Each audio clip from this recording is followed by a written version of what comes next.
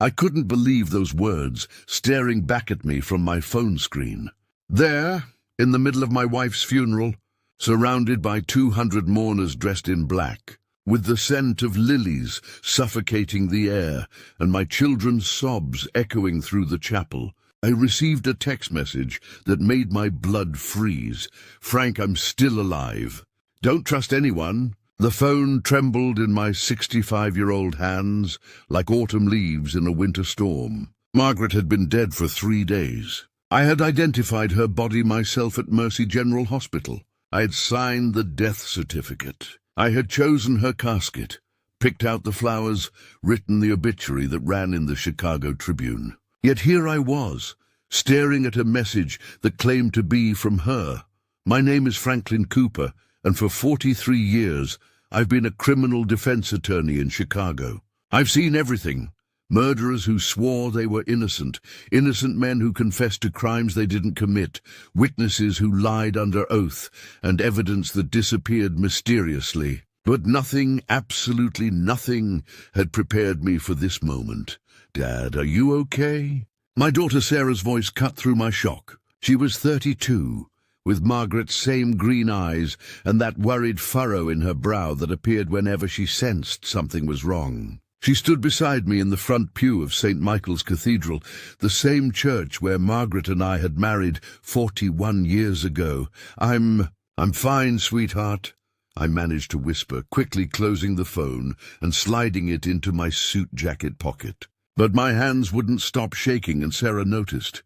"You don't look fine. You look like you've seen a ghost." If she only knew how close to the truth she was, the pastor's voice droned on about eternal rest and divine mercy. But all I could hear was the sound of my own heartbeat pounding in my ears. I tried to focus on the mahogany casket in front of us, adorned with white roses and baby's breath, Margaret's favorite flowers. But my mind kept racing back to that message. Margaret Rose Cooper, née Williams, had died on Monday morning at 6:47 a.m. from complications following what should have been routine heart surgery. We'd been married since we were both 24, fresh out of college, full of dreams about changing the world. She became a high school English teacher, and I became a lawyer. We had our son Michael first, then Sarah 2 years later. We built a life together in Lincoln Park, in the same Victorian house we'd bought with our wedding money and a loan from her father. 3 months ago, Margaret started experiencing chest pains. The cardiologist, Dr. Williams, no relation despite the shared surname, recommended bypass surgery. "It's routine," he had assured us. "She'll be home in a week, back to her book club in a month." But complications arose during surgery. Her heart stopped twice on the operating table. The third time, they couldn't get it started again. I held her hand as she took her last breath, watched the monitors go flat, heard that terrible, continuous beep that signals the end of everything. I kissed her forehead, still warm, and whispered that I loved her. Michael drove from Denver, arriving 6 hours too late. Sarah held me as I cried for the first time since my own father's death 20 years ago. So how could she have sent me a message? "Frank?"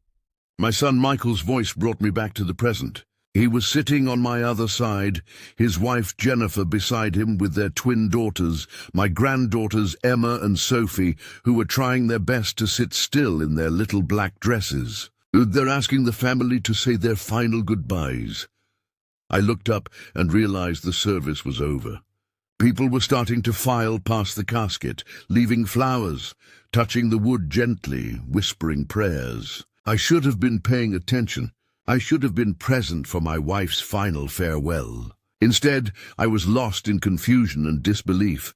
I stood on unsteady legs, my knee, the one I'd injured playing college football 43 years ago, protesting as always. Sarah took my arm, and together we walked to the front of the church. The casket was closed, but I placed my hand on its smooth surface, feeling the cool wood beneath my palm. "I love you, Maggie," I whispered, using the nickname only I was allowed to call her. "I'll miss you every day for the rest of my life." But even as I said those words, I felt the weight of the phone in my pocket, and that message burned in my mind like a brand. As we walked toward the exit, followed by the long line of mourners, I couldn't shake the feeling that someone was watching me. I turned around twice, scanning the crowd of familiar faces, colleagues from the firm, Margaret's teacher friends, neighbors we'd known for decades, my brother Tom, who'd flown in from Seattle. Everyone looked appropriately somber, dabbing at their eyes with tissues, offering condolences in hushed tones. But something felt wrong. Maybe it was just grief playing tricks on my mind. But I could swear someone in that crowd was studying me with more than just sympathetic interest. Outside the church, the October sky was gray and threatening rain. Chicago's notorious wind whipped through the cemetery as we laid Margaret to rest. I threw a handful of dirt onto her casket, the sound hollow and final. Michael spoke beautifully about his mother, how she'd influenced his decision to become a teacher himself. Sarah read a poem Margaret had loved, something by Maya Angelou about rising above adversity. The funeral was eerily quiet. Even the usual sounds of the city seemed muted, as if the world itself was holding its breath. As the last words were spoken and people began to disperse, I stood alone beside the grave for a moment, saying my private goodbye. That's when my phone buzzed again. I looked down at the screen, and my blood turned to ice. I'm alive. I'm not in that coffin. My hands trembled as I quickly typed back, "Who is this?" The response came immediately, "I can't say. They're watching us. Don't trust the children." I looked up sharply, scanning the crowd of mourners who were slowly walking back toward their cars. Sarah and Michael were talking quietly near the cemetery gates, their heads bent together in what looked like serious conversation. For the first time in my life, I found myself studying my own children with suspicion. I pulled the drawer out fully and found the envelope. It was addressed to me in Margaret's careful handwriting. "For Frank, open only if something happens to me." My hand shook as I opened it. Inside was a single sheet of paper and a small key. The note was brief, written in Margaret's distinctive script. "My darling Frank, if you're reading this, then my worst fears have come true. I've been keeping secrets from you, not because I don't trust you, but because I wanted to protect you. The key opens a safety deposit box at First National Bank, Box 247. Inside, you'll find everything you need to know.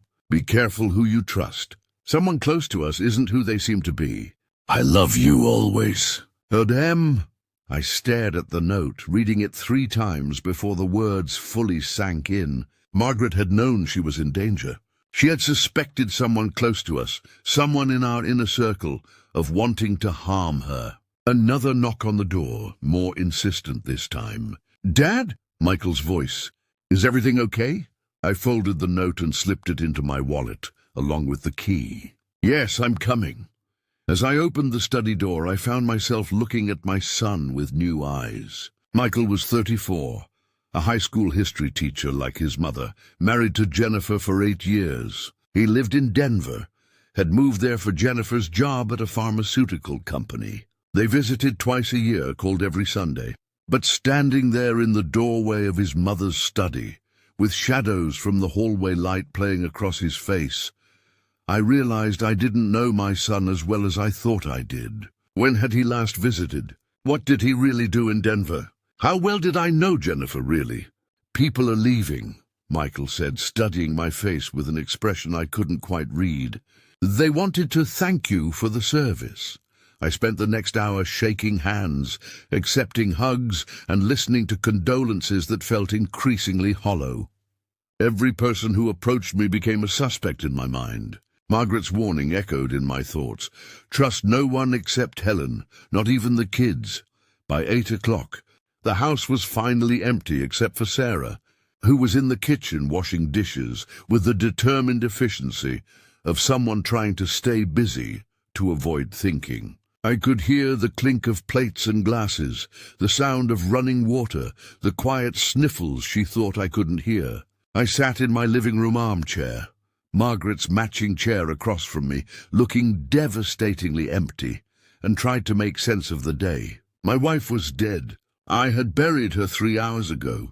Yet someone was sending me messages claiming to be her, warning me about danger, suggesting her death was not the medical accident we'd all believed it to be. My phone buzzed again. This time the message was longer. Frank, I know this is hard to believe. I know you think I'm dead, and in many ways I am. But part of me is still here, still trying to protect you. Tomorrow, go to the bank. Get the evidence. Be careful. Whoever killed me will come after you next if they discover what you know. The children are in danger too, but you can't tell them yet. Not until you know who to trust. I love you. Find the truth. M. I stared at the message until the screen went dark, then read it again. The writing style was unmistakably Margaret's. The way she used complete sentences, even in texts. Her habit of signing her messages with M. The way she said the children instead of our kids when she was being serious about something. But Margaret was dead. I had watched her die. I'd seen her body, cold and still in the hospital bed. I'd watched them lower her casket into the ground, unless... My legal mind began working through possibilities I didn't want to consider. What if someone had wanted Margaret dead badly enough to orchestrate her murder during surgery? What if the complications hadn't been complications at all, but deliberate sabotage? Hospitals had cameras. There would be records. If someone had interfered with Margaret's surgery, there might be evidence.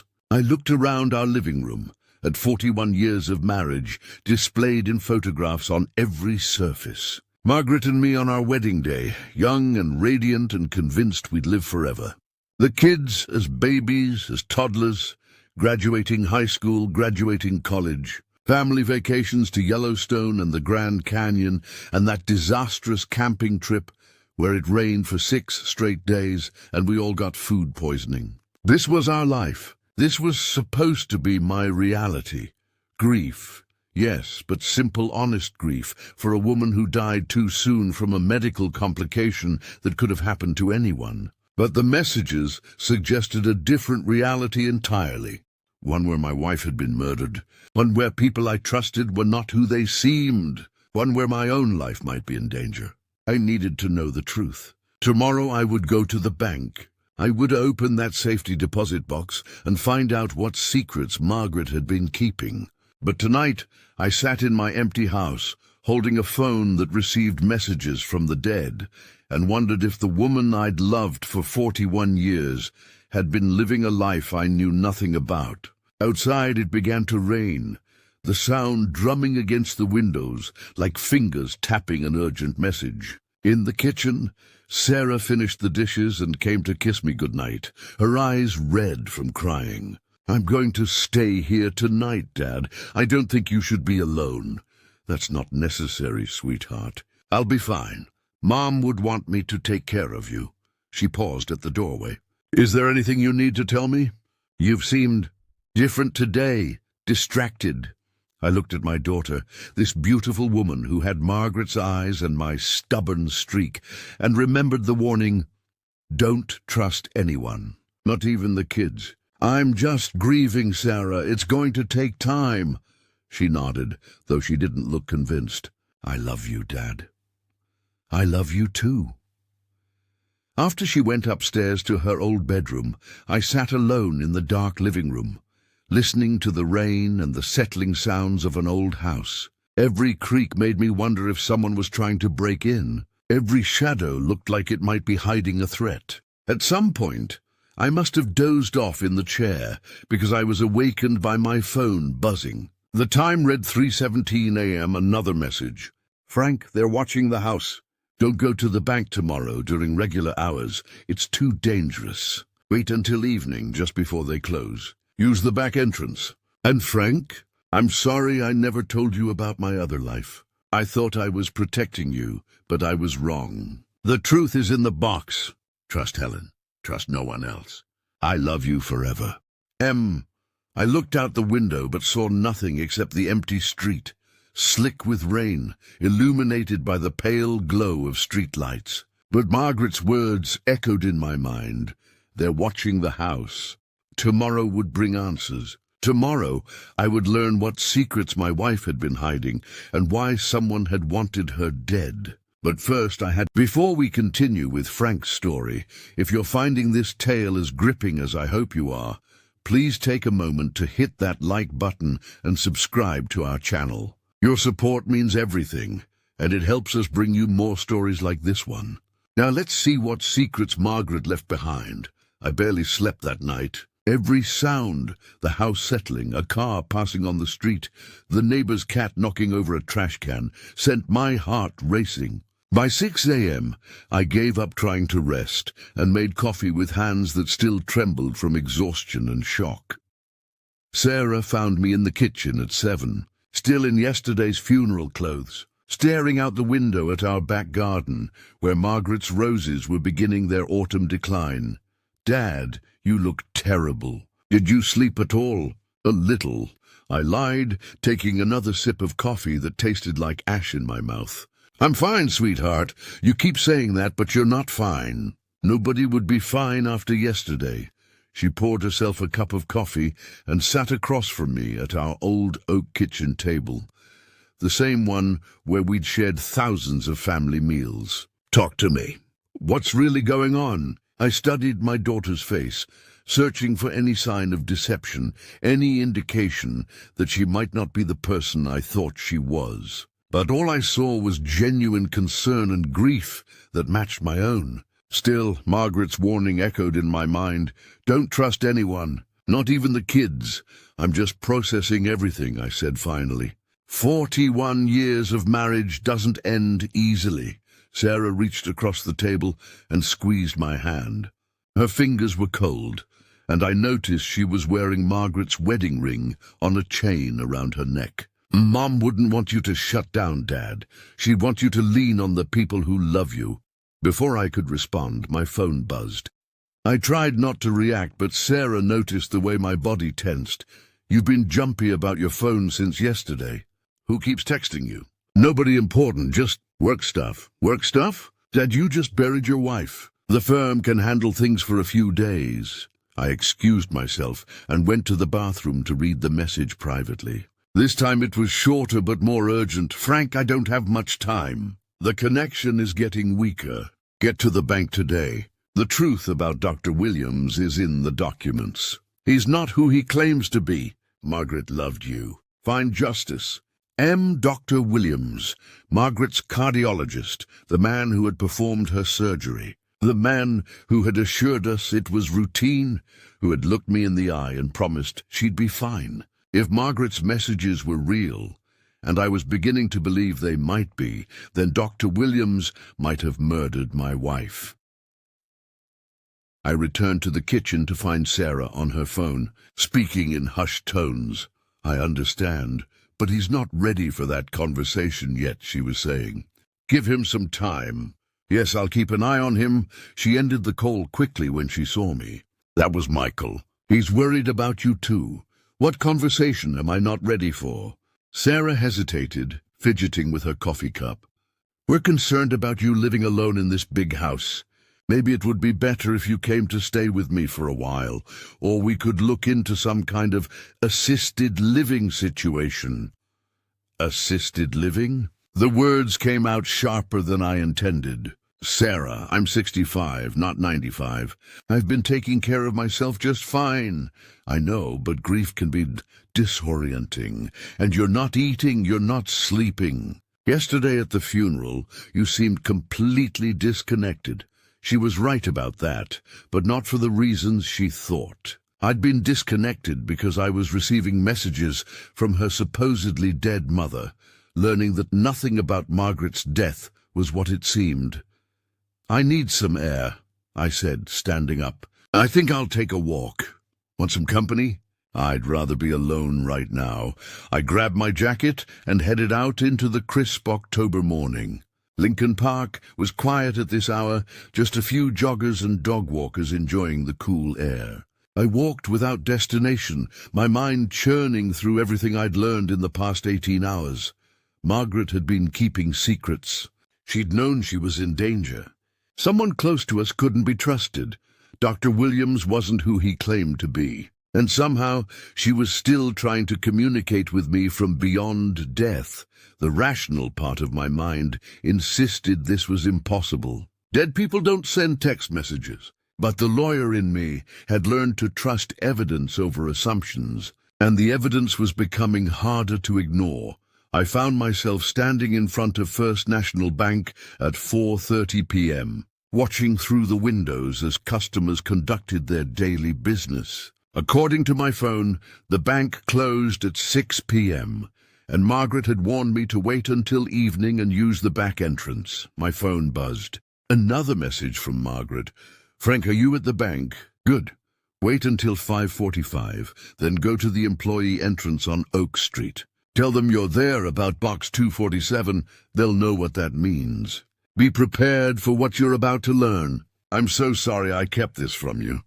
At 5:45 exactly, I walked around to the back of the building. The employee entrance was unmarked, just a plain metal door beside the loading dock. I pressed the intercom button, and a voice crackled through the speaker. "Yes? I'm here about box 247. The door buzzed open immediately. A security guard, a man in his 50s with graying hair and kind eyes, was waiting for me. "Mr. Cooper." "I'm James Mitchell. Mrs. Cooper told me you might be coming by." "I'm sorry for your loss, sir."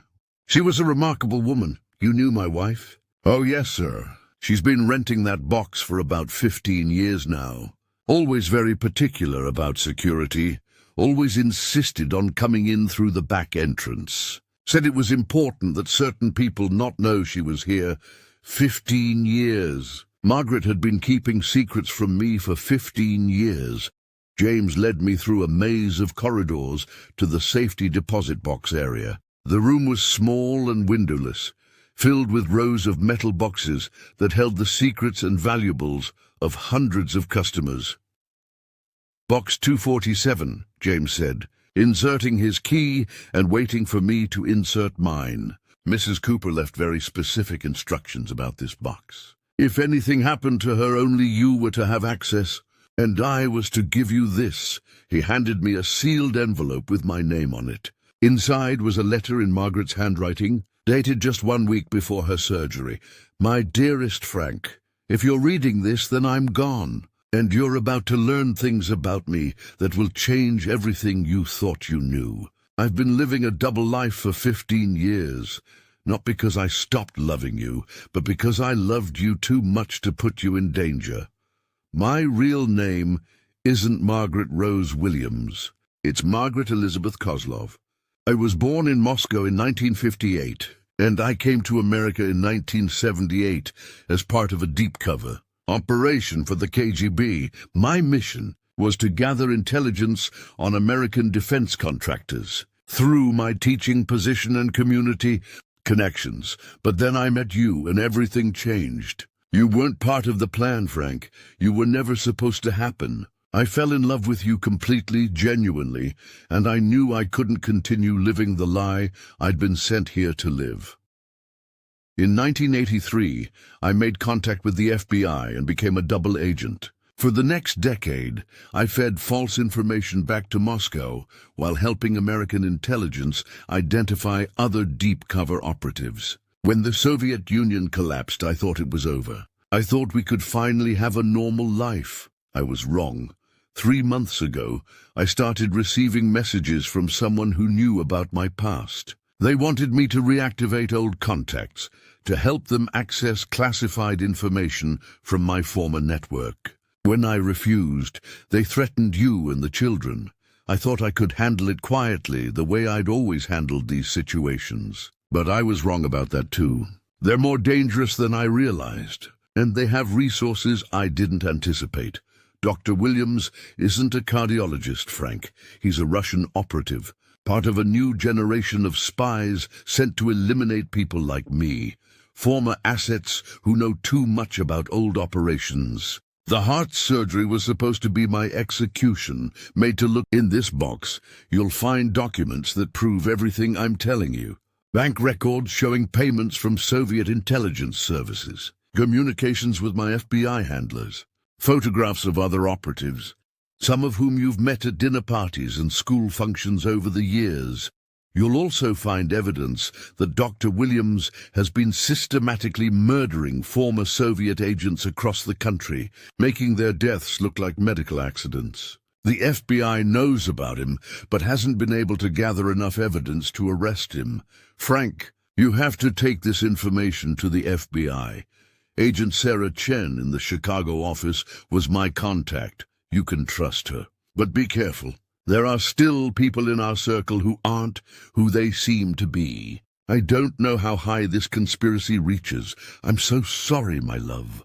I never wanted you to be part of this world. I just wanted to be your wife, to raise our children, to grow old with you in our little house with its garden and its memories. But the past has finally caught up with me. And now it's catching up with you too. Whatever happens, know that every moment of our life together was real. My love for you, my love for our children, the woman I became in your arms, that was all true. You saved me, Frank. You turned a lie into the most beautiful truth I've ever known. Find the truth. Get justice. And please forgive me for the deception. All my love, always and forever. Margaret Elizabeth Cooper, Kozlov. I read the letter 3 times before my hands stopped shaking enough to set it down. My wife, the woman I'd loved for 41 years, had been a Soviet spy. The mother of my children, the woman who taught Shakespeare to teenagers and baked cookies for every school fundraiser, had been trained by the KGB to infiltrate American society, but she'd chosen love over duty. She'd chosen me over her mission. And ultimately, that choice had gotten her killed. James was waiting patiently, having clearly been through this routine before. There's more in the box, sir. Mrs. Cooper said you'd need to see everything. With trembling hands, I opened the metal box. Inside were dozens of files, photographs, and documents that painted a picture of a life I'd never imagined. Photos of Margaret as a young woman in Moscow, standing beside people in military uniforms. Bank statements showing regular deposits from accounts I'd never heard of. Communications with FBI agents using codes and meeting protocols. And at the bottom of the box, a thick folder labeled Dr. Richard Williams, Active Threat Assessment. Inside were newspaper clippings about the suspicious deaths of 12 people across the country over the past 5 years. All had died during routine medical procedures. All had been performed by Dr. Richard Williams, who moved from city to city, hospital to hospital, leaving a trail of bodies that looked like medical mishaps, but formed a clear pattern when viewed together. Margaret had been investigating her own would-be assassin. She'd known he was coming for her, and she'd been trying to gather enough evidence to stop him before he could kill again. There were also surveillance photos of Dr. Williams meeting with other people I didn't recognize, except for one face that made my blood freeze. Jennifer, my daughter-in-law, Michael's wife. The woman who'd sat in my living room yesterday, comforting my granddaughters at their grandmother's funeral. According to Margaret's notes, Jennifer worked for a pharmaceutical company that was a front for Russian intelligence operations. She'd been placed in Michael's life to monitor our family and report on Margaret's activities. My son had unknowingly married a spy. My granddaughters were being raised by a woman whose job was to betray our family. I pulled out my phone to call Michael, to warn him, but then I remembered Margaret's messages. The children are in danger too. But you can't tell them yet. Not until you know who to trust. If Jennifer was indeed a Russian operative, telling Michael about this discovery could put him and the girls in immediate danger. I needed to be smart about this, methodical, the way I'd learned to be in 43 years of legal practice. Mr. Cooper? James's voice brought me back to the present. Is there anything else you need? I should mention that Mrs. Cooper left instructions for me to contact Agent Chen if you came here. She's expecting your call. I gathered up the most important documents and photos, leaving the rest in the box for now. As I prepared to leave, James handed me one more item, a small recording device. Mrs. Cooper said to give you this if you seemed ready to hear it. She made the recording 2 weeks ago, after her last meeting with Dr. Williams. She wanted you to hear her voice one more time. With shaking fingers, I pressed play. Margaret's voice filled the small room, as clear and familiar as if she were standing right beside me. Frank, my love, if you're hearing this, then my worst fears have come true. By now you've read my letter and seen the evidence. You know the truth about who I really was and who I became because of your love. I need you to know that every day with you was a gift I never thought I deserved. When I first came to America, I was cold, calculating, focused only on my mission. But you thawed something in me that I didn't even know was frozen. You taught me what it meant to be truly human. Michael and Sarah are good people, Frank. They're your children in every way that matters, raised with your values and your love. But they're also in danger now, because of choices I made long before they were born. Jennifer is not who she claims to be. I've known for 3 years, but I couldn't prove it without putting the family at risk. She's been reporting on our activities to her handlers, waiting for an opportunity to move against me. That opportunity came when I needed heart surgery. Dr. Williams will try to kill you next, Frank. He knows you're getting close to the truth. But you have advantages I didn't have. You have the evidence I've gathered, and you have allies in the FBI who can protect you. Agent Chen will help you, but be careful who else you trust. This conspiracy runs deeper than we know, and there may be others in our circle who aren't who they seem. I love you, Franklin Cooper. I have loved you from the moment I first saw you in that coffee shop near campus, arguing with your study group about constitutional law. I loved you when I agreed to marry you, even though it meant betraying everything I'd been taught to believe. I loved you when we brought our babies home from the hospital. I loved you through every ordinary Tuesday of our life together, and I love you now, wherever I am, whatever I've become. Find the truth, get justice, and then live the rest of your life knowing that our love was the most real thing in a world full of lies. Goodbye, my darling. Until we meet again. The recording ended, and I sat in silence for a long moment, tears streaming down my cheeks. Even in death, Margaret was still trying to protect me, still trying to guide me toward the truth. But now I knew the truth, and it was more dangerous than I could have imagined. My wife had been a Soviet spy who became an American hero. My daughter-in-law was a Russian operative. My wife's doctor was an assassin. And I was next on his list. I had a choice to make. I could take Margaret's evidence to the FBI, expose the conspiracy, and risk putting my entire family in danger. Or I could stay silent, pretend ignorance, and hope that Dr. Williams would leave me alone now that Margaret was dead. But as I looked at the photo of Jennifer with her Russian handlers, as I thought about my innocent granddaughters being used as pawns in an international espionage game, I knew I couldn't stay silent. Margaret had sacrificed everything to protect our family and our country. Now it was my turn. I left the bank through the back entrance, clutching the evidence that would either save my family or destroy us all. The October night was cold, and shadows seemed to move in ways they shouldn't. As I walked to my car, I had the distinct feeling I was being watched. My phone buzzed one more time. The message was shorter than the others, but somehow more urgent.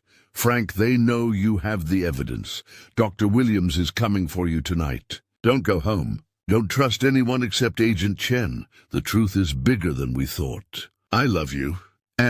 I looked around the empty parking lot, suddenly aware of how vulnerable I was. My car seemed impossibly far away, and every shadow could hide a threat. But I made it to my vehicle without incident, started the engine, and pulled out into the Chicago night. Instead of heading home, I drove to the FBI field office downtown. It was time to call Agent Chen and learn just how deep this conspiracy really ran.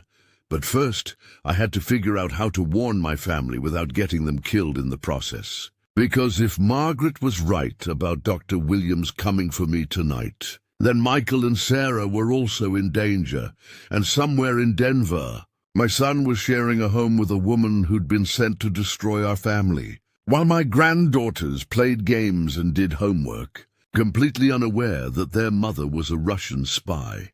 The truth was going to tear my family apart, but keeping Margaret's secrets would get us all killed. The FBI field office in downtown Chicago was a fortress of glass and steel that seemed to pierce the October night sky. I sat in my car across the street for 10 minutes, studying every shadow, every movement, every person who entered or exited the building. Margaret's warning echoed in my mind.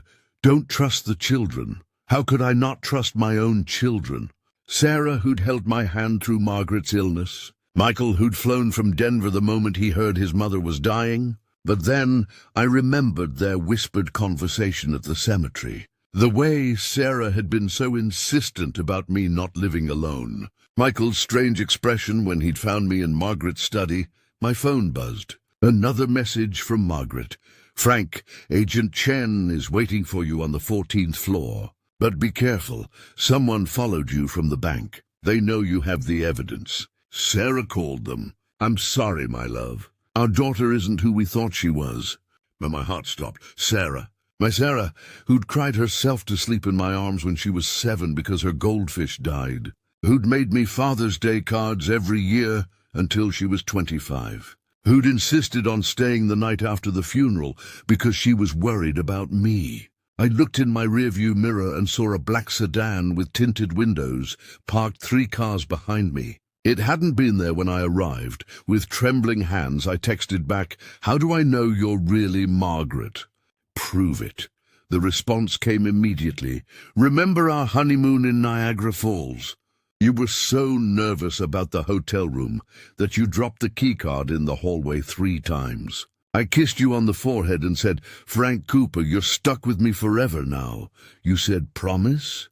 And I said, 'God, cross my heart and hope to live forever with you.' Only you and I know that conversation. I am Margaret Frank, what's left of me. And I'm trying to save you." Tears blurred my vision. Only Margaret could have known that exact exchange. We'd never told anyone about my wedding night nerves or her promise to love me forever. But if Margaret was really communicating with me somehow, that meant, "Are you really dead?" I typed, "My body is dead, but something of me remains, connected to the places and people I loved most. It won't last much longer. The connection is fading. That's why we have to move fast. Go to Agent Chen now. And Frank, when this is over, don't hate Sarah. She was recruited when she was 16. They've been controlling her ever since. 16. Sarah had been just 16 when she'd started acting differently, becoming more secretive, spending time with new friends we never met. Margaret and I had assumed it was typical teenage rebellion. Instead, our daughter had been recruited by foreign intelligence. I got out of my car and walked toward the FBI building, hyper-aware of every footstep behind me, every shadow that might conceal a threat. The black sedan's engine started as soon as I began moving. The lobby of the federal building was nearly empty at this hour. A security guard checked my ID and made a phone call, then directed me to the elevators. As I waited, I saw the same black sedan pull up outside. 2 men in dark suits got out and walked toward the entrance. 14th floor, I told the elevator, my voice barely a whisper. Agent Sarah Chen was waiting for me when the doors opened. She was younger than I'd expected, maybe 35, with sharp intelligence in her dark eyes, and the kind of alertness that comes from years of training in dangerous situations. "Mr. Cooper," she said, extending her hand. "I'm so sorry for your loss. Margaret was one of our most valuable assets, and she was also a remarkable woman. I know this must be overwhelming. You knew my wife was alive when she was supposed to be dead?" Agent Chen looked confused. "I'm sorry, what do you mean?" "Margaret died 3 days ago during surgery. We've been investigating the circumstances, but she's been sending me text messages, warnings, information." I pulled out my phone to show her, but the screen was blank. All of Margaret's messages had disappeared. Agent Chen studied my face carefully. Mr. Cooper, grief can sometimes manifest in unusual ways. The mind tries to process loss by... She told me about the safety deposit box, about Dr. Williams being a Russian operative, about Jennifer being a spy, about... I couldn't say it. About Sarah. Agent Chen's expression changed instantly from sympathy to sharp attention. You said Dr. Williams? And Jennifer, that's your daughter-in-law in Denver? Margaret left evidence. Bank records, photographs, surveillance reports. It's all in Box 247 at First National. Mr. Cooper, we've been trying to build a case against Dr. Williams for 2 years. If Margaret gathered evidence, the elevator dinged and the doors opened. The 2 men from the black sedan stepped out, and I recognized one of them immediately. It was Dr. Williams himself. But he looked different out of his medical scrubs, dangerous, predatory. Nothing like the reassuring cardiologist who'd promised Margaret would be fine. Agent Chen, Dr. Williams said with a smile that didn't reach his eyes. I see you found our Mr. Cooper. I was hoping we could all have a conversation. Agent Chen's hand moved toward her weapon, but the second man was faster. I saw the gun appear in his hand, as if by magic, pointed directly at Agent Chen's chest. I wouldn't do that, Dr. Williams said pleasantly. We just want to talk to Mr. Cooper about some items that belong to us. Items his wife stole from people who trusted her. Frank, Agent Chen's voice was urgent. Whatever evidence Margaret left you, don't give it to them. They'll kill us both once they have it, Dr. Williams laughed. Agent Chen, always so dramatic. We're not killers, we're business people. Mr. Cooper's wife interfered with our business for many years, cost us millions of dollars and several valuable operations. We simply want to recover what's ours and close this chapter peacefully. My phone buzzed. I glanced down and saw a new message from Margaret. Frank, Chen is telling the truth. They will kill you. There's a fire exit behind you and to the left. When I say run, move fast. Sarah is in the stairwell. She's there to help, not hurt. I was wrong about her. Run now. Without thinking, I dove toward the fire exit. Behind me, I heard Agent Chen shout something, then the sound of gunfire. The stairwell door slammed shut behind me, and I found myself face to face with Sarah. Dad! She grabbed my arm. Thank God you're okay. We have to get out of here now. Sarah, Margaret said. The messages said you were working for them. I was, Dad, but not by choice. Tears streamed down her face as we ran down the stairs. They recruited me when I was 16. Said they'd kill you and Mom if I didn't cooperate. I've been feeding them false information for 20 years, trying to protect you. We reached the parking garage level, and Sarah led me toward a waiting car. Mom figured it out 3 months ago. She was so proud of me for protecting the family, but she was also terrified about what would happen when they discovered I'd been lying to them all these years. Where are we going? Somewhere safe. Mom left instructions for this scenario. She knew this day would come. As we drove through the Chicago night, Sarah explained everything. She'd been approached by Russian operatives when she was a junior in high school. They'd showed her photographs of our family, detailed information about our daily routines, and made it clear that one phone call could result in all of us disappearing permanently. They wanted me to spy on Mom, Sarah said, navigating through back streets with the... I've been trying to, but I made mistakes, Dad. I had to give them some real information to maintain my cover, and some of it might have helped them target Mom. We pulled into the parking lot of a small motel on the outskirts of the city. Sarah led me to a room that had clearly been prepared in advance. There were clothes in my size, food, and a laptop computer set up on the desk. Mom arranged all of this, Sarah explained. She knew that if anything happened to her, you'd need a safe place to process everything and decide what to do next. I sat on the edge of the bed, feeling every one of my 65 years. What about Michael? Is he... Michael doesn't know anything about any of this. He's a teacher in Denver, completely innocent. But Jennifer, Sarah's face darkened. Jennifer is exactly what Mom suspected. She's been reporting on our family for 8 years, ever since she married Michael. The girls, my granddaughters, they're safe for now. Jennifer won't hurt them. They're more valuable to her handlers as leverage. But we need to get Michael and the girls away from her before she realizes how much we know.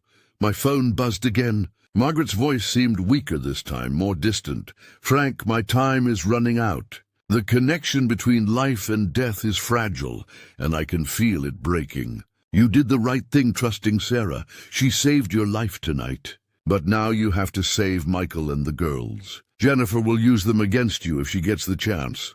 And Frank, Dr. Williams isn't just any operative. He's Margaret's brother."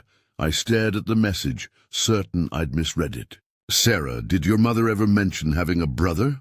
Sarah looked up from the laptop where she'd been typing rapidly. "No, never. Mom always said she was an only child." "Why?" I showed her the message. Sarah's face went pale. If Dr. Williams is Mom's brother, that means he's family. That means he knows things about us, about our vulnerabilities, that no other enemy would know. But why would Margaret's brother want to kill her? Sarah was quiet for a long moment, and when she spoke, her voice was barely a whisper. "Dad, what if Mom wasn't just a reformed spy? What if she stole something when she defected? Something so valuable that her own brother would spend decades trying to get it back?" Before I could respond, my phone rang. The caller ID showed Michael's name. "Dad?" Michael's voice was tight with fear. "Something's wrong. Jennifer left an hour ago with the girls. Said they were going to get ice cream. But she took suitcases, Dad. She took their passports. And I found something in her closet. Documents with Russian writing, photographs of people I don't recognize, and pictures of our family taken from outside our house. Michael, listen to me very carefully. You need to get out of that house right now. Don't pack anything. Don't leave a note. Just get in your car and drive. Meet us at..." I looked at Sarah, who quickly wrote down an address. "Meet us at 1247 Oak Street in Denver. There's a safe house there." "And Michael, don't trust Jennifer. She's not who you think she is." "Dad, what's going on?" "You're scaring me. I'll explain everything when I see you. Just promise me you'll leave now and drive straight to that address." After Michael hung up, Sarah and I sat in silence for a moment. Outside, the neon motel sign flickered against the darkness, casting pink and blue shadows across the walls. "We have to get to Denver," Sarah said finally. "If Jennifer has the girls, she can use them to force us to give up whatever evidence Mom left us. What if we're too late? Then we keep fighting until we get them back. Mom didn't sacrifice everything just to have us give up now." My phone buzzed one final time. The message was shorter than the others, and I could sense Margaret's presence fading even as I read it. "Frank, I can't hold on much longer. The evidence you need is not just in the safety deposit box. There's a second location. Our first apartment, 1247 Elm Street, Unit 4B. Under the loose floorboard by the kitchen window, you'll find documents that prove Dr. Williams killed our parents when we were children. He's been hunting me ever since, trying to recover state secrets they hid before they died. The secret isn't just who I was, Frank. It's what I inherited. Save our granddaughters. I love you forever. This is goodbye." The phone screen went dark, and I knew somehow that there would be no more messages. Margaret's spirit, or whatever force had been allowing her to communicate with me, had finally let go. But her final message had given me the last piece of the puzzle. Dr. Williams wasn't just a Russian operative trying to eliminate former assets. He was Margaret's brother, seeking revenge for a decades-old betrayal and hunting for secrets that had been hidden since the Cold War. And now he had my granddaughters. "Sarah," I said, standing up with more determination than I'd felt since this nightmare began. "We're going to Denver. We're going to save Emma and Sophie. And we're going to finish what your mother started. What if it's a trap?" I thought about Margaret's final message. About 41 years of marriage to a woman who'd been protecting secrets that could reshape international intelligence. About my innocent granddaughters, in the hands of people who saw them only as leverage. Then we'll walk into that trap with our eyes open, I said. Because that's what family does. As we prepared to leave for Denver, I realized that everything I'd thought I knew about my life had been a carefully constructed fiction. But the love I'd shared with Margaret, the bond I had with my children, the determination to protect my granddaughters, those things were real, and sometimes love is the only weapon you need to fight impossible odds. We drove through the night toward Denver, racing against time and enemies who had every advantage, except one. They had underestimated the power of a family fighting for each other. Behind us, Chicago disappeared into darkness. Ahead of us lay a confrontation that would either reunite our family or destroy us all. But for the first time since Margaret's death, I felt like I was finally moving toward the truth instead of running. The drive to Denver took us through the night, Sarah and I taking turns at the wheel while the other tried to process everything that had happened. By dawn, we were crossing into Colorado, the Rocky Mountains rising like ancient sentinels against the pale morning sky. "Dad, there's something else," Sarah said, as we stopped for gas outside Denver. "Something Mum made me promise never to tell you unless something happened to her." I looked at my daughter, really looked at her, and saw not the little girl who used to climb into my lap for bedtime stories, but a woman who'd been carrying impossible burdens for 20 years to protect our family. "What is it?" Mom didn't just inherit secrets from her parents. She inherited something physical, a microfilm hidden inside her wedding ring, the one I'm wearing around my neck now. It contains the real identities of every Russian deep-cover operative placed in America between 1975 and 1990. Names, locations, missions, everything. I stared at the simple gold band hanging from the chain around Sarah's neck. Margaret's wedding ring, the symbol of our love, had been hiding state secrets for 41 years. That's what Dr. Williams has been after all this time. That and revenge. According to Mum's files, their parents were Soviet intelligence officers stationed in Washington. When the FBI discovered them in 1978, Dr. Williams, his real name is Dmitry Kozlov, believed Mum had betrayed them. He spent decades working his way up through Russian intelligence, planning his revenge. But Margaret didn't betray them. Sarah shook her head. Their parents chose to defect just like Mom did later. But Dmitry was already too deep into Soviet ideology to accept that. He needed someone to blame for destroying his world, and Mom was the easiest target. My phone rang. Michael's number. "Dad, thank God." Michael's voice was tight with panic. "I made it to the safe house, but Jennifer found me. She's here with the girls, and she has men with her. Armed men. They're saying if you don't bring them something called the inheritance by noon today, they're going to—" His voice broke. "Dad, they're going to hurt Emma and Sophie." Michael, listen to me. "Tell Jennifer that we have what she wants, but we need proof that the girls are safe. She wants to talk to you directly." There was a shuffling sound. Then Jennifer's voice came on the line. But it was different now. The warm, motherly tone I'd known for 8 years had been replaced by something cold and professional. "Hello, Franklin. I'm sorry it's come to this, but you and Margaret left us no choice. Jennifer, those are innocent children. They're your stepdaughters. How can you use them like this? They're not my stepdaughters, Franklin. They're assets. Just like Michael was an asset.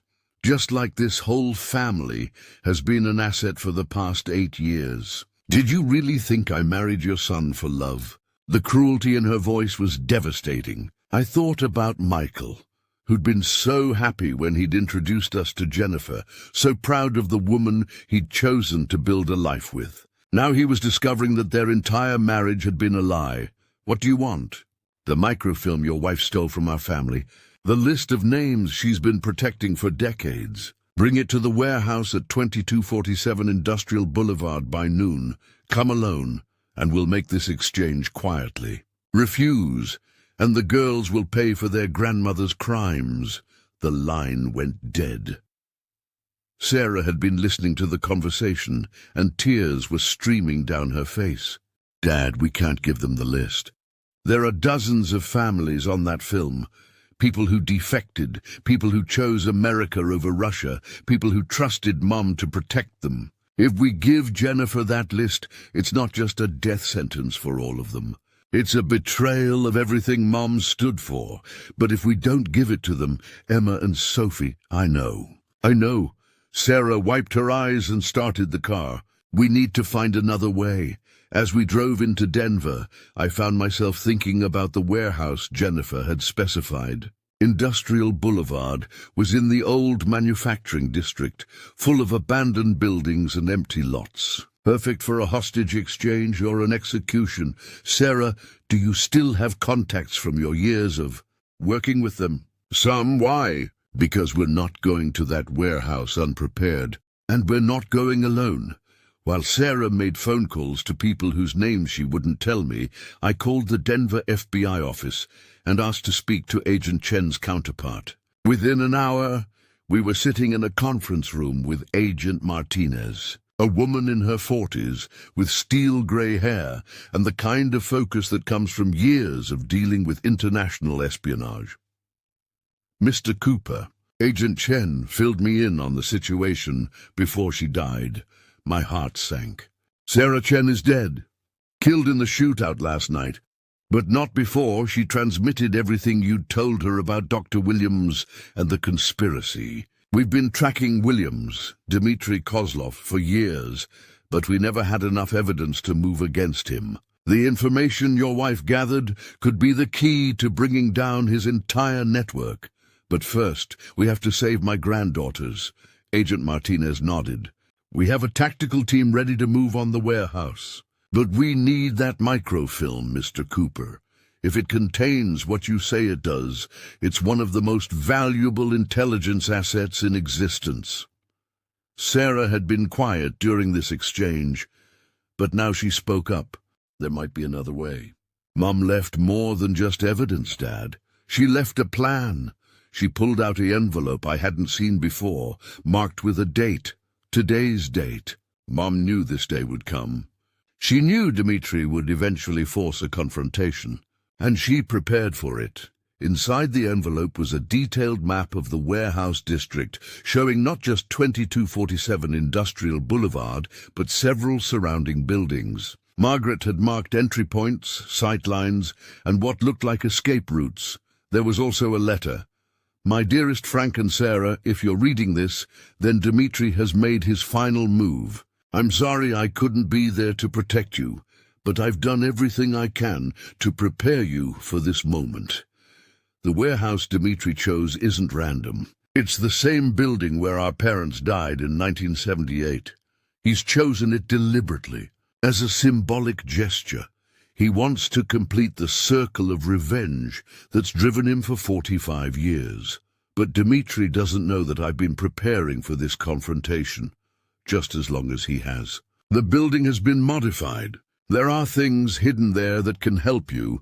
Sarah, the wedding ring contains more than just the microfilm. Inside the band itself is a small tracking device that will allow federal agents to locate you, no matter where Dmitry takes you.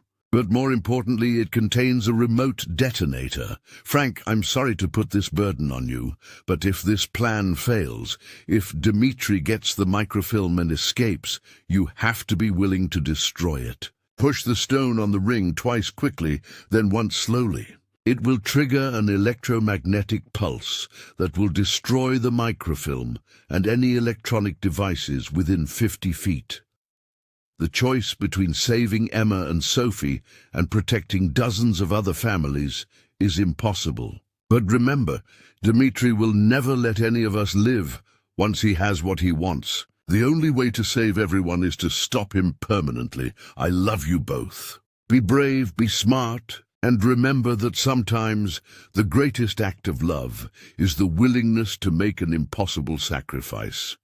Forever yours. Margaret, I stared at the letter, feeling the weight of the decision Margaret was asking me to make. Destroy the microfilm and probably doom my granddaughters, or hand it over and condemn dozens of innocent families to death. There has to be another way, I said. Sarah looked at her watch. It's 11 a.m. We have 1 hour to figure it out. Agent Martinez was studying Margaret's map. Your wife was remarkably thorough. This intelligence about the building could give us the advantage we need. But, Mr. Cooper, you should know, if we move on that warehouse with a tactical team, there's a significant chance that the hostages could be harmed in the crossfire. And if we just walk in there and hand over the microfilm, then Emma and Sophie might live long enough to see their grandfather and aunt executed. Dmitry Kozlov doesn't leave witnesses. The next hour was a blur of planning, preparation, and gut-wrenching decisions. Agent Martinez positioned her tactical team around the warehouse district. Sarah used her old contacts to gather intelligence on how many operatives Dmitry had brought with him. At least 6, all armed, all trained killers, and I wrestled with the choice Margaret had left me: save my granddaughters or save dozens of other families, knowing that either choice would haunt me for the rest of my life. At 11:50 a.m., I stood outside the warehouse at 2247 Industrial Boulevard, holding my wife's wedding ring and feeling the weight of 41 years of love and deception, sacrifice and betrayal. Sarah was positioned across the street with a sniper rifle she'd somehow acquired, ready to provide cover fire. Agent Martinez's team was hidden in surrounding buildings, waiting for my signal. The warehouse was enormous, a relic from Denver's industrial past, with broken windows and rusted metal siding. As I approached the main entrance, I could see movement inside, shadows shifting in the dim interior light. I pushed open the heavy door and stepped inside. The warehouse was mostly empty, filled with dust motes dancing in shafts of sunlight that streamed through the broken windows. But at the far end I could see them, Emma and Sophie, my 8-year-old granddaughters, sitting on folding chairs with their hands tied behind their backs. They looked scared but unharmed, their eyes wide as they watched me approach. "Grandpa," Emma called out, but Jennifer quickly placed a hand over her mouth. "That's far enough, Franklin," came a voice from the shadows. Dr. Williams, Dmitry Kozlov, stepped into the light, and I could see the family resemblance to Margaret now. The same green eyes, the same determined jawline, but twisted by decades of hatred and obsession. "You look surprised," he said with a smile. "Did you think I chose this building randomly? This is where it all began, Franklin. Where our parents died, where Margaret's betrayal destroyed everything I believed in. Margaret didn't betray anyone, Dmitry. Your parents chose to defect. They chose freedom." His face darkened. "They chose weakness. They chose to abandon everything they'd worked for, everything they believed in.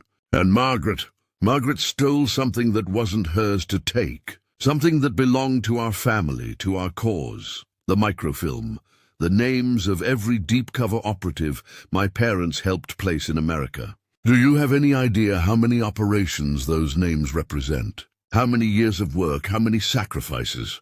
Margaret has been sitting on intelligence that could have changed the course of history, or gotten a lot of innocent people killed."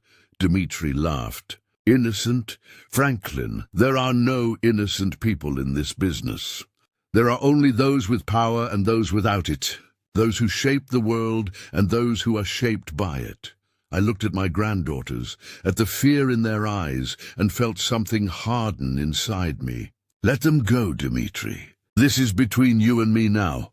Show me the microfilm first." I held up Margaret's wedding ring, and Dmitry's eyes locked onto it with an intensity that was almost frightening. 45 years of obsession and hatred focused on that small circle of gold. "Give it to me. Let the girls go first." "I don't think you're in a position to negotiate." "Franklin," that's when I heard it. A voice I thought I'd never hear again, faint but unmistakably real, seeming to come from everywhere and nowhere at once. "Frank, now! The ring! Push the stone now!" Margaret's voice, one last time, one final warning. I looked at Dimitri, at Jennifer, at the armed men positioned around the warehouse. I looked at Emma and Sophie, my innocent granddaughters, who deserved to grow up safe and free, and I made the choice Margaret had prepared me to make. I pressed the stone on the wedding ring twice quickly, then once slowly. The electromagnetic pulse was invisible, but its effects were immediate. Every electronic device in the warehouse, phones, radios, the detonators on the explosives I now realized Dimitri had planted, went dead instantly. The microfilm inside the ring was destroyed in a burst of magnetic energy that I felt as a small shock through my fingers. But more importantly, it was the signal Agent Martinez had been waiting for. The warehouse exploded into chaos as federal agents stormed through windows and doorways, tactical lights cutting through the dust and shadows. Gunfire erupted from multiple directions as Dimitri's men tried to fight their way out. In the confusion, I dove toward Emma and Sophie, covering them with my body as bullets whined overhead. Zara appeared as if from nowhere, untying their bonds with quick, efficient movements. "Are you okay?" I asked them, my voice barely audible over the sound of gunfire. "Grandpa, we were so scared," Sophie whispered, throwing her small arms around my neck. "It's okay now. You're safe." But even as I said the words, I knew it wasn't over. Through the chaos, I could see Dimitri fighting his way toward the back of the warehouse, toward what looked like a prepared escape route. Jennifer was with him, and they were both armed. "Sarah, get the girls out of here," I said. "Dad, no. We're leaving together. Someone has to stop him. If Dimitri escapes, this will never end. He'll keep coming after our family, after anyone connected to Margaret." I stood up, ignoring the protest in my 65-year-old knees, and started moving toward the back of the warehouse. Behind me, Sarah was shepherding Emma and Sophie toward the exit, toward safety. I found Dimitri in what had once been the warehouse office, a small room with windows overlooking the main floor. He was alone now. Jennifer and his men had either been captured or killed in the firefight. He was wounded, blood seeping from a bullet wound in his shoulder. But he was still dangerous. "It's over, Dimitri," I said from the doorway. He turned to face me, and I could see madness in his green eyes, Margaret's eyes, but filled with 45 years of hatred and obsession. "Over. This will never be over, Franklin. Even if you kill me, there are others. Other operations, other networks. Margaret thought she could escape her past, but no one escapes. No one. Margaret didn't escape her past. She redeemed it. She chose love over hatred, family over ideology. She chose to be better than what she was trained to be. She chose weakness? No, she chose strength. The strength to change, to grow, to become someone worthy of love. Dimitri raised his gun, and I knew I was going to die. But in that moment I wasn't afraid. I had saved my granddaughters. I had protected the innocent families on Margaret's list. I had honored the memory of the woman I'd loved for 41 years, but the shot that rang out didn't come from Dimitri's gun. He fell forward, a look of surprise on his face, and behind him I saw Agent Martinez lowering her weapon. "Mr. Cooper, are you injured?" I shook my head, suddenly feeling every one of my 65 years. "Is it really over?" "The immediate threat is over. We've captured Jennifer and 3 of Kozlov's operatives. The other 2 are dead." Agent Martinez holstered her weapon and looked around the destroyed office. "Your wife's intelligence will help us roll up the rest of this network. She may be gone, Mr. Cooper, but her final mission was a complete success." As we walked out of the warehouse, I found Sarah waiting with Emma and Sophie. The girls ran to me, and I knelt down to embrace them, feeling their small hearts beating against my chest, feeling the warmth of life and love and family. "Is it over, Grandpa?" Emma asked. "Yes, sweetheart. It's over." But even as I said it, I realized it wasn't really over. It would take time to process everything we'd learned, time to heal from the betrayals and revelations. Michael would need help dealing with the fact that his marriage had been a lie. Sarah would need help processing 20 years of carrying impossible secrets. I would need help learning to live without Margaret, while honoring the memory of the extraordinary woman she'd been. That evening we gathered in a hotel room, the four of us, what was left of our family after the storm. The girls were asleep in one bed, exhausted by their ordeal but safe. Sarah and I sat by the window, looking out at the Denver skyline and trying to make sense of everything that had happened. "Dad, do you think Mom can rest now? Do you think her spirit or whatever was communicating with you can finally be at peace?" I thought about Margaret's final message, about the voice I'd heard in the warehouse that had saved all our lives. "I think she's been at peace since the moment she chose love over duty, Sarah. Everything else was just clean-up." "Do you hate her for lying to you all those years?" I considered the question carefully. Did I hate Margaret for deceiving me? For putting our family in danger? For living a double life that ultimately led to her death? "No," I said finally. "I don't hate her. I love her more now than I ever did before, because now I understand the magnitude of what she sacrificed for us. She gave up everything, her identity, her past, her safety, to be our wife and mother. That's not betrayal, Sarah. That's the greatest act of love I've ever known." My phone, which Agent Martinez had replaced after the electromagnetic pulse, buzzed with a text message. For a moment my heart raced. Could it be Margaret one more time? But it was just Michael, letting us know he'd arrived safely at the FBI safe house, where he'd be staying until the rest of Dimitri's network could be neutralized.